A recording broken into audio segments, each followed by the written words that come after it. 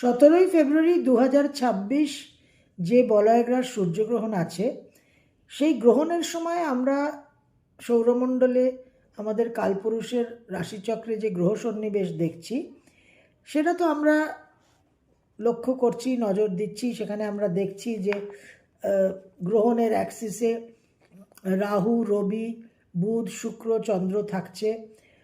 মীন রাশিতে থাকছে শনি, বক্রী বৃহস্পতি থাকছে মিথুনে, কেতু থাকছে সিংহ রাশিতে এবং মঙ্গল কম্বাস্ট অবস্থায় থাকছে তুঙ্গস্থ হয়ে তার এক্সল্টেড সাইনে মকর রাশিতে। এবং এই গ্রহণ ধনিষ্ঠা নক্ষত্রে, মঙ্গলের নক্ষত্রে সংঘটিত হচ্ছে। সেই কারণে মঙ্গলের প্রভাবটা কিন্তু খুব গুরুত্বপূর্ণ। এবার মঙ্গলকে আমরা D1 চার্টে, মেন চার্টে আমরা কম্বাস্ট পাচ্ছি। সেটা অবশ্যই মঙ্গলের একটা নট সো গুড ইনফ্লুয়েন্স, কিন্তু নবাংশকে যদি আমরা দেখি, সেখানে কিন্তু মঙ্গলের প্রভাব আরও প্রচণ্ড হয়ে যাচ্ছে।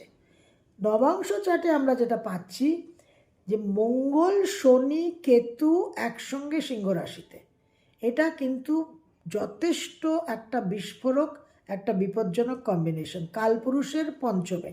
সুতরাং একটা কালেকটিভ কর্মা কিন্তু অ্যাক্টিভেটেড হচ্ছে। বুধ আর বৃহস্পতি থাকছে মেষ রাশিতে, রাহু শুক্র থাকছে কুম্ভ রাশিতে এবং রবি আর চন্দ্র থাকছে বৃশ্চিক রাশিতে। সুতরাং রবি আর চন্দ্র কিন্তু যথেষ্ট অ্যাফ্লিক্টেড। চন্দ্র নিচস্থ, রবি জলরাশিতে এবং জাস্ট তার নিচ ঘর থেকে এক ঘর বেরিয়েছে।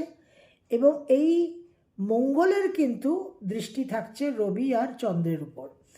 এবার মঙ্গল, শনি, কেতু একসঙ্গে যে কালেকটিভ কর্মাকে ইন্ডিকেট করছে, তাতে কিন্তু একটা কালেকটিভ খুব বিপজ্জনক পরিস্থিতি হতে পারে। যেরকম একটা ট্রেন অ্যাক্সিডেন্ট বা একটা বাস অ্যাক্সিডেন্ট বা একটা প্লেন ক্র্যাশ, যেখানে অনেক লোক সমবেত হয়ে কিন্তু তাদের কার্মিক রেজাল্ট, কার্মিক এনার্জিটা কনভার্জ করবে। এবং তার সঙ্গে আমরা শুক্রকে বর্গোত্তম পাচ্ছি। সুতরাং এই শুক্র বর্গোত্তমটা কিন্তু ইন্ডিকেট করছে যে ক্রিয়েটিভ ফিল্ডে, আর্টস, মিউজিক এবং যে কোনো রকম সাহিত্য ইত্যাদি, এই ফিল্ডেও কিন্তু একটা নক্ষত্র পতন হওয়ার সম্ভাবনা, যেটা আমরা গত বছর এক্লিপসে পেয়েছিলাম শুক্রের এই অবস্থান।